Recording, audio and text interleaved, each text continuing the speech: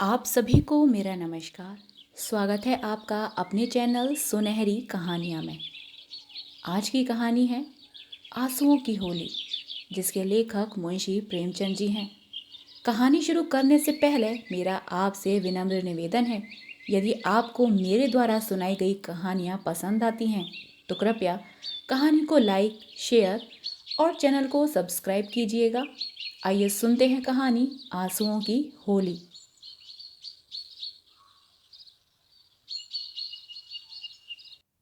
नामों को बिगाड़ने की प्रथा न जाने कब चली और कहाँ शुरू हुई। इस संसार व्यापी रोग का पता लगाए तो ऐतिहासिक संसार में अवश्य ही अपना नाम छोड़ जाए।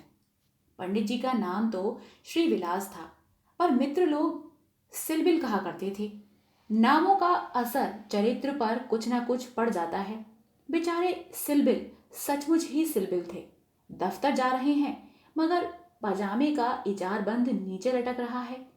सिर पर फेल्ट कैप है, पर लंबी सी चुटिया पीछे झांक रही है। अटकर यूं तो बहुत सुंदर है। न जाने उन्हें त्योहारों से क्या चिढ़ थी। दिवाली गुजर जाती, पर वह भला मानस कौड़ी हाथ में न लेता, और होली का दिन तो उनकी भीषण परीक्षा का दिन था। 3 दिन वह घर से बाहर न निकलते, घर पर भी काले कपड़े पहने बैठे रहते। यार लोग टोह में रहते थे कि कहीं फंस जाएं, मगर घर में घुस कर तो फौजदारी नहीं की जाती। एक आध बार फंसे भी, मगर घिघिया पुदिया कर बेदाग निकल गए। लेकिन अब की समस्या बहुत कठिन हो गई थी। शास्त्रों के अनुसार हम वर्ष तक ब्रह्मचर्य का पालन करने के बाद उन्होंने विवाह किया था। ब्रह्मचर्य के परिपक्व होने में जो थोड़ी बहुत कसर रही, वह 3 वर्ष के गौने की मुद्दत ने पूरी कर दी। यद्यपि स्त्री से कोई शंका न थी, तथापि वह औरतों को सिर चढ़ाने के हामी न थे। इस मामले में उन्हें अपना वही पुराना धुराना ढंग पसंद था। बीवी को जब कसकर डांट दिया तो उसकी मजाल है कि रंग हाथ से छुए। विपत्ति यह थी कि ससुराल के लोग भी होली मनाने आने वाले थे। पुरानी मसल है, बहन अंदर तो भाई सिकंदर। इन सिकंदरों के आक्रमण से बचने का उन्हें कोई उपाय न सूझता था। मित्र लोग घर में न जा सकते थे, लेकिन सिकंदरों को कौन रोक सकता है। स्त्री ने आंख फाड़ कर कहा, अरे भैया, क्या सचमुच रंग न घर लाओगे? यह कैसी होली है बाबा? सिलबिल ने त्योरियां चढ़ाकर कहा, बस, मैंने एक बार कह दिया, और बात दोहराना मुझे पसंद नहीं। घर में रंग नहीं आएगा और ना कोई छुएगा। मुझे कपड़ों पर लाल चीटे देखकर मिचली आने लगती है। हमारे घर में ऐसी ही होली होती है। स्त्री ने सिर झुकाकर कहा, तो न लाना रंग संग। मुझे रंग लेकर क्या करना है? जब तुम ही रंग न छुओगे तो मैं कैसे छू सकती हूं? सिलबिल ने प्रसन्न होकर कहा, निसंदेह यही साध्वी स्त्री का धर्म है। लेकिन भैया तो आने वाले हैं, वह क्यों मानेंगे? उनके लिए भी मैंने एक उपाय सोच लिया है। उसे सफल बनाना तुम्हारा काम है। मैं बीमार बन जाऊंगा, एक चादर ओढ़ कर लेटा रहूंगा। तुम कहना उन्हें ज्वर आ गया है। बस, चलो छुट्टी हुई। स्त्री ने आंख नचाकर कहा, ए नौज, कैसी बातें मुंह से निकालते हो? ज्वर जाए मुद्दे के घर, यहां आए तो मुंह झुलस दूं निगोड़े का। तो फिर दूसरा उपाय ही क्या है? तुम ऊपर वाली छोटी कोठरी में छिपे रहना। मैं कह दूंगी उन्होंने जुलाब लिया है, बाहर निकलेंगे तो हवा लग जाएगी। पंडित जी खिल उठे, बस बस, यही सबसे अच्छा। होली का दिन है, बाहर हाहाकार मचा हुआ है। पुराने जमाने में अबीर और गुलाल के सिवा और कोई रंग न खेला जाता था। अब नीले, हरे, काले सभी रंगों का मेल हो गया है, और इस संगठन से बचना आदमी के लिए तो संभव नहीं। हाँ, देवता बचें। सिलबिल के दोनों साले मोहल्ले भर के मर्दों, औरतों, बच्चों और बूढ़ों का निशाना बने हुए थे। बाहर के दीवान खाने के फर्श, दीवारें, यहाँ तक कि तस्वीरें भी रंग उठी थीं। घर में भी यही हाल था। मोहल्ले की ननदें भला कब मानने वाली थीं, पर नाला तक रंगीन हो गया था। बड़े साले ने पूछा, क्यों री चंपा, क्या सचमुच उनकी तबीयत अच्छी नहीं? खाना खाने भी ना आए? चंपा ने सिर झुकाकर कहा, हाँ भैया, रात से ही पेट में कुछ दर्द होने लगा। डॉक्टर ने हवा में निकलने को मना कर दिया है। जरा देर बाद छोटे साले ने कहा, क्यों जीजी जी, क्या भाई साहब नीचे नहीं आएंगे? अरे ऐसी भी क्या बीमारी है, कहो तो ऊपर जाकर देख आऊं। चंपा ने उसका हाथ पकड़कर कहा, नहीं नहीं, ऊपर मत जाइयो, वह रंग वंग न खेलेंगे। डॉक्टर ने हवा में निकलने को मना कर दिया है। दोनों भाई हाथ मल कर रह गए। सहसा छोटे भाई को एक बात सूझी, जीजा जी के कपड़ों के साथ क्यों ना होली खेलें? वे तो बीमार नहीं हैं। बड़े भाई के मन में यह बात बैठ गई।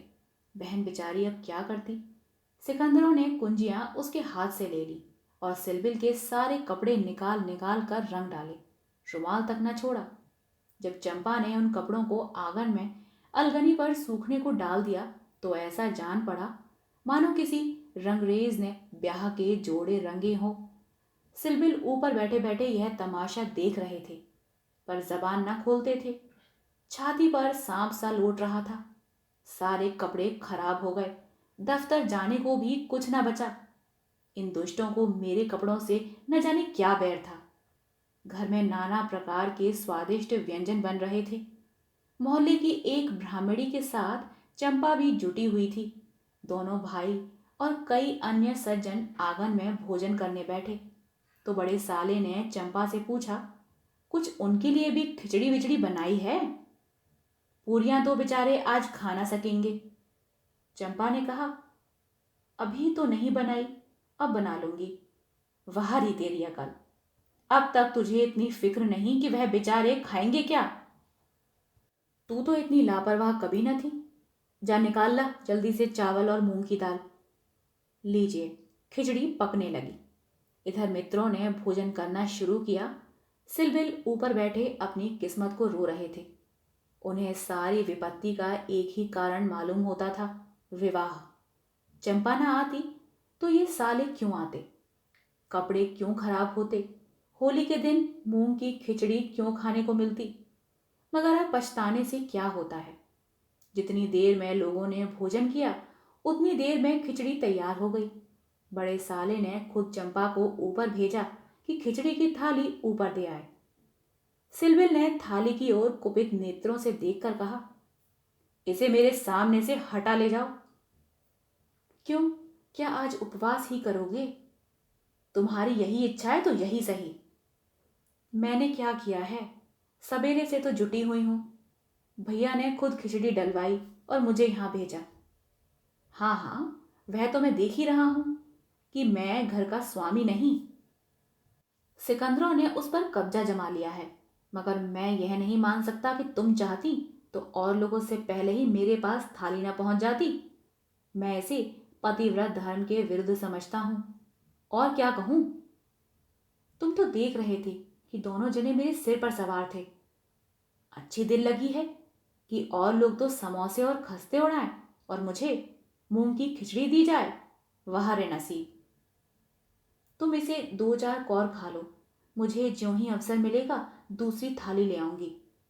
सारे कपड़े रंगवा डाले, दफ्तर कैसे जाऊंगा? यह दिल लगी मुझे जरा भी नहीं भाती। मैं इसे बदमाशी कहता हूं। तुमने संदूक की कुंजी क्यों दे दी? क्या मैं इतना पूछ सकता हूं? जबरदस्ती छीन ली, तुमने सुना नहीं? करती क्या?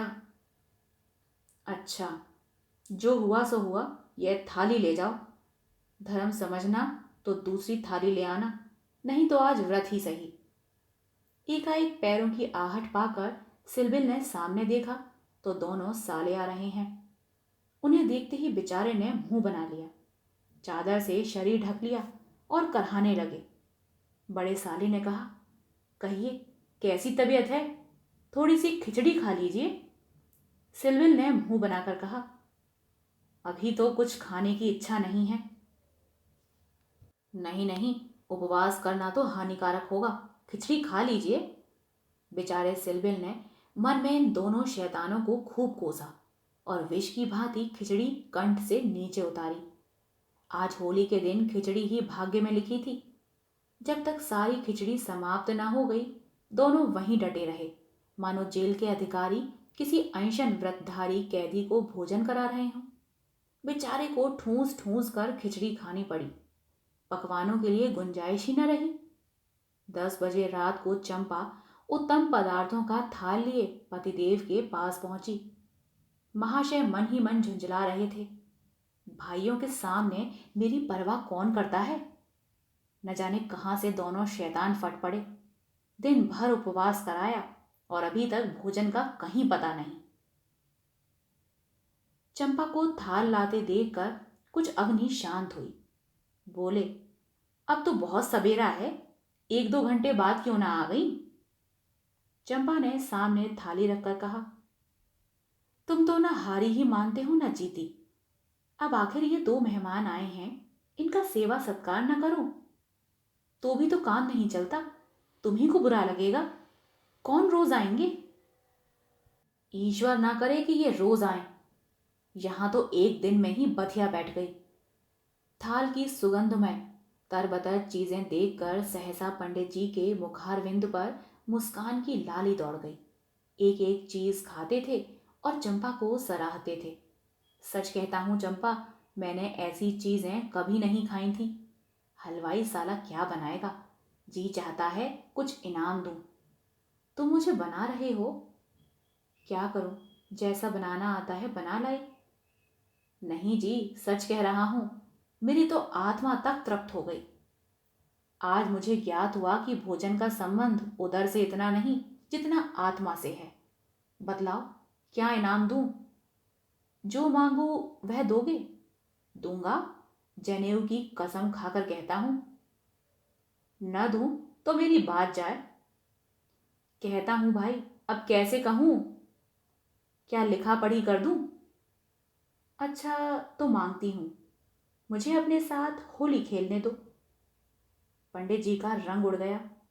आंखें फाड़कर बोले, होली खेलने दूं। मैं तो होली खेलता नहीं, कभी नहीं खेली। होली खेलना होता तो घर में छिपकर क्यों बैठता। औरों के साथ मत खेलो, लेकिन मेरे साथ तो खेलना ही पड़ेगा। यह मेरे नियम के विरुद्ध है। जिस चीज को अपने घर में उचित समझूं, उसे किस न्याय से घर के बाहर अनुचित समझूं। सोचो। चंपा ने सिर नीचा करके कहा, घर में ऐसी कितनी ही बातें उचित समझते हो जो घर के बाहर करना अनुचित ही नहीं पाप भी है। पंडित जी झेंपते हुए बोले, अच्छा भाई, तुम जीती मैं हारा। अब मैं तुमसे यही दान मांगता हूं। पहले मेरा पुरस्कार दे दो, पीछे मुझसे दान मांगना। यह कहते हुए चंपा ने लोटे का रंग उठा लिया और पंडित जी को सिर से पांव तक नहला दिया। जब तक वह उठकर भागे, उसने मुट्ठी भर गुलाल लेकर सारे मुंह पर पोत दिया।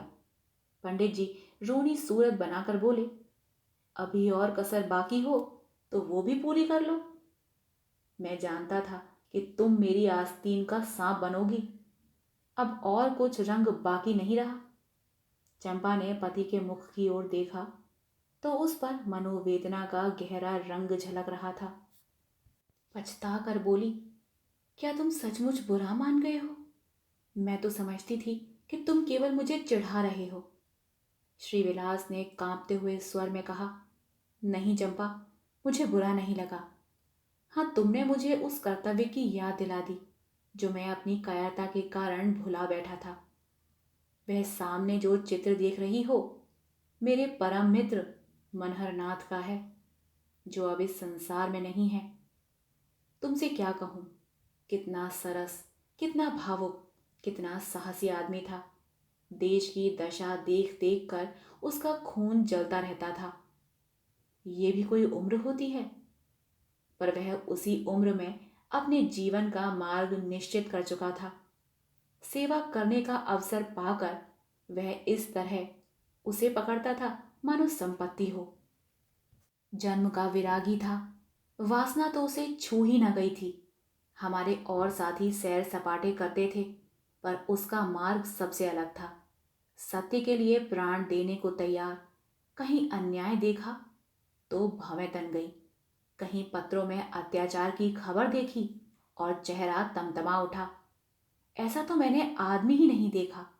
ईश्वर ने अकाल ही बुला लिया, नहीं तो वह मनुष्यों में रत्न होता। किसी मुसीबत के मारे का उद्धार करने को अपने प्राण हथेली पर लिए फिरता था। स्त्री जाति का इतना आदर और सम्मान कोई क्या करेगा। स्त्री उसके लिए पूजा और भक्ति की वस्तु थी। 5 वर्ष हुए, यही होली का दिन था। मैं भंग के नशे में चूर, रंग में सिर से पांव तक नहाया हुआ, उसे एक गाना सुनाने के लिए बुलाने गया तो देखा कि वह कपड़े पहने कहीं जाने को तैयार है। पूछा, कहाँ जा रहे हो? उसने मेरा हाथ पकड़कर कहा, तुम अच्छे वक्त आ गए, नहीं तो मुझे जाना पड़ता। एक अनाथ बुढ़िया मर गई है, उसे कोई कंधा देने वाला नहीं मिलता। कोई किसी मित्र से मिलने गया हुआ है, कोई नशे में चूर पड़ा हुआ है, कोई मित्रों की दावत कर रहा है, कोई महफिल सजाए बैठा है। कोई लाश को उठाने वाला नहीं। ब्राह्मण क्षत्रिय उस चमारिन की लाश कैसे छुएंगे? उनका तो धर्म भ्रष्ट होता है। कोई तैयार नहीं होता। बड़ी मुश्किल से 2 कहार मिले हैं, एक मैं हूं। चौथे आदमी की कमी थी, सो ईश्वर ने तुम्हें भेज दिया। चलो चलें। हाय, अगर मैं जानता कि वह प्यारे मनोहर का आदेश है तो आज मेरी आत्मा को इतनी ग्लानि न होती। मेरे घर कई मित्र आए हुए थे, गाना हो रहा था। उस वक्त लाश उठाकर नदी जाना मुझे अप्रिय लगा। बोला, इस वक्त तो भाई मैं नहीं जा सकूंगा, घर पर मेहमान बैठे हुए हैं, मैं तुम्हें बुलाने आया था। मनहर ने मेरी ओर तिरस्कार के नेत्रों से देखकर कहा, अच्छी बात है, जाओ तुम, मैं कोई और साथी खोज लूंगा। मगर तुमसे मुझे यह आशा न थी। तुमने भी वही कहा जो तुमसे पहले औरों ने कहा था। कोई नई बात नहीं थी। अगर हम लोग अपने कर्तव्य को भूल न गए होते तो आज यह दशा ही क्यों होती। ऐसी होली को धिक्कार है।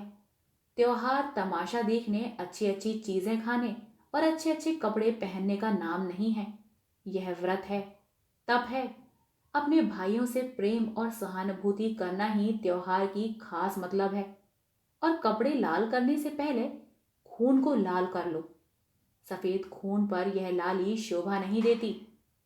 यह कहकर वह चला गया। मुझे उस वक्त यह फटकारें बहुत बुरी मालूम हुई।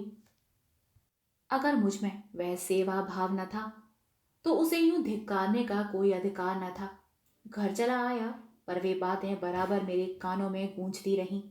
होली का सारा मजा बिगड़ गया। 1 महीने तक हम दोनों की मुलाकात न हुई। कॉलेज इम्तिहान की तैयारी के लिए बंद हो गया था, इसीलिए कॉलेज में भी भेंट न होती थी। मुझे कुछ खबर नहीं वह कब और कैसे बीमार पड़ा, कब अपने घर गया। सहसा एक दिन मुझे उसका एक पत्र मिला। हाय, उस पत्र को पढ़कर आज भी छाती फटने लगती है। श्रीविलास एक क्षण तक गला रुक जाने के कारण बोल ना सके। फिर बोले, किसी दिन तुम्हें फिर दिखाऊंगा। लिखा था, मुझसे आखिरी बार मिल जा, अब शायद इस जीवन में भेंट ना हो। खत मेरे हाथ से छूट कर गिर पड़ा। उसका घर मेरठ के जिले में था। दूसरी गाड़ी जाने में आधे घंटे की कसर थी। तुरंत चल पड़ा, मगर उसके दर्शन न बंधे थे। मेरे पहुंचने के पहले ही वह सिधार चुका था। चंपा, उसके बाद मैंने होली नहीं खेली। होली ही नहीं, और सभी त्योहार छोड़ दिए। ईश्वर ने शायद मुझे क्रिया की शक्ति नहीं दी। अब बहुत चाहता हूं कि कोई मुझसे सेवा का काम ले। खुद आगे नहीं बढ़ सकता, लेकिन पीछे चलने को तैयार हूं। पर मुझसे कोई काम लेने वाला भी नहीं। लेकिन आज वह रंग डालकर तुमने मुझे उस धिक्कार की याद दिला दी। ईश्वर मुझे ऐसी शक्ति दे कि मैं मन में ही नहीं, कर्म में भी मनहर बनूं।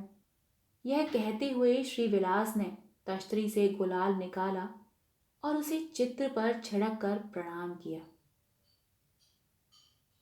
आप सुन रहे थे कहानी आंसुओं की होली। आशा करती हूँ आपको यह कहानी पसंद आई हो। कहानी पसंद आई हो तो कृपया कहानी को लाइक, शेयर और चैनल को सब्सक्राइब कीजिएगा। मिलते हैं एक नई कहानी के साथ, तब तक के लिए धन्यवाद।